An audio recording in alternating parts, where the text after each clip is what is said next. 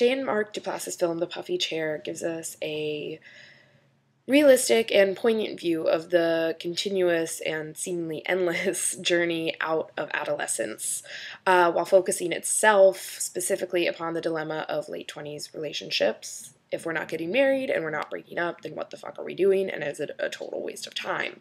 Through awkward silences and honest, realistically indecisive dialogue, we get a clear conception of a relationship under great stress without the movie ever veering into melodrama. I think this has to do greatly with the well-focused reaction shots, which give a more insightful and low-key feeling to what could be overwrought scenes of conflict. The handheld camera work brings us right up to the characters and gives this film a likable, sort of playful and non-pretentious sense of realism. As well, the comic relief in the form of Rhett really keeps the movie on track, especially presenting unexpected obstacles. And as well, he's sort of the moral center of the film and the counterpoint to the very hot-tempered Josh. While this might have been a more honest portrayal of a crumbling relationship, I would have liked their conflict to have been explored in more detailed terms, with the characters being more blunt with one another.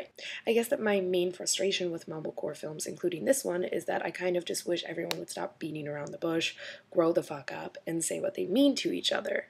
Now, having said that, that's kind of what the films are trying to portray, the unsureness of being in your 20s, so I guess I have to give them credit for that, even though it's what sort of turns me off towards them.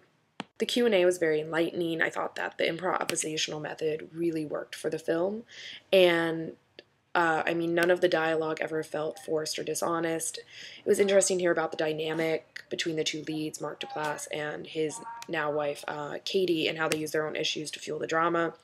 I thought it was especially interesting that during the Q&A, another student mentioned they felt the character of Emily was sort of a crazy bitch.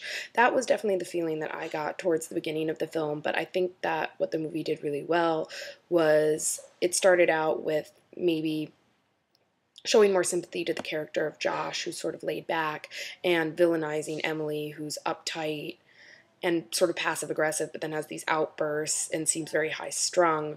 But just as you would get to know people in real life, you slowly realize the layers to Emily and the fact that she has a right to be frustrated with Josh, who's kind of just dragging her down with him as he has no idea what he's doing with his life.